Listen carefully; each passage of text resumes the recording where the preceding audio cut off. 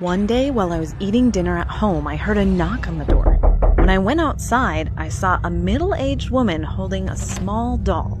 There was something creepy about that doll. Its hair was a few short strands, its face was frowning and grotesque, and its skin was as realistic as a real person's skin.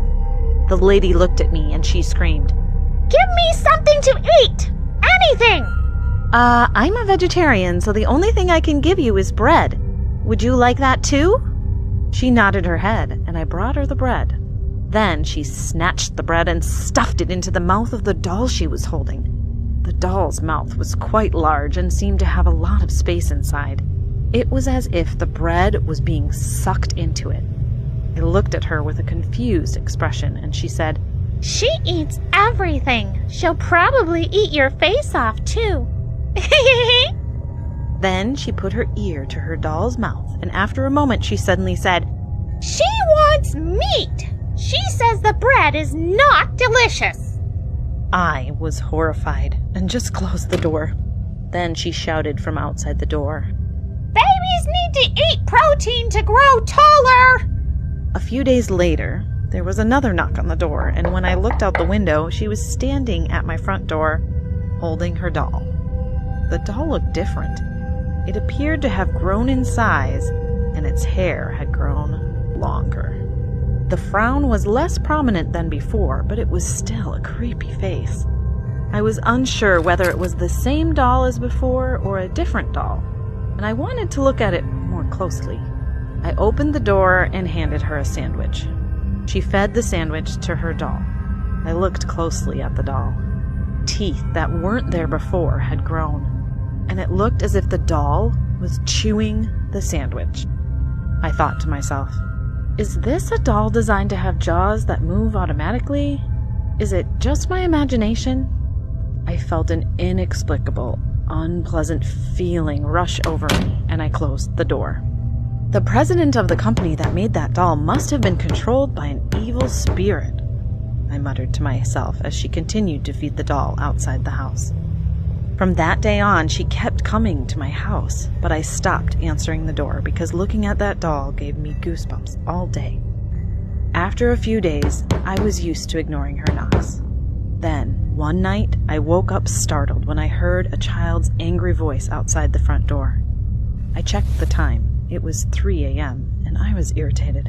I carefully looked out the window. In the darkness, I saw the woman standing, holding the hand of a doll that was bigger than before. This time, the doll was standing on the ground.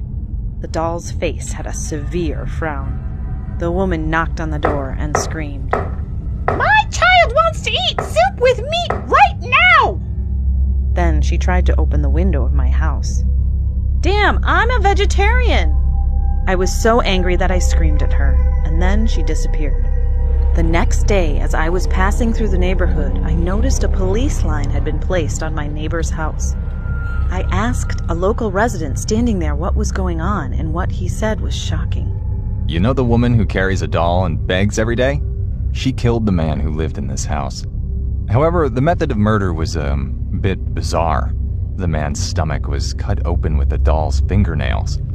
The police said the doll's fingernails were sharp as knives. What's even more shocking is that she made soup with the flesh of the man's corpse.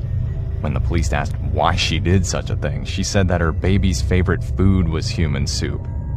He pointed to the doll that was lying at the scene as he explained. The doll was so heavy that when the police cut open its stomach, they found a bunch of soup inside. However, they said there were things inside the doll's stomach that looked like intestines, and they were as realistic as real intestines. The police said they couldn't figure out where the doll was made.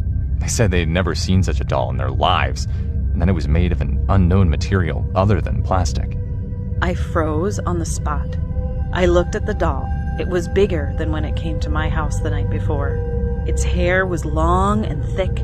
Its teeth and fingernails were like blades, and it had a faint smile on its face. I quickly returned home, and for several days I had terrible nightmares about the doll eating my flesh. I later learned the woman's story.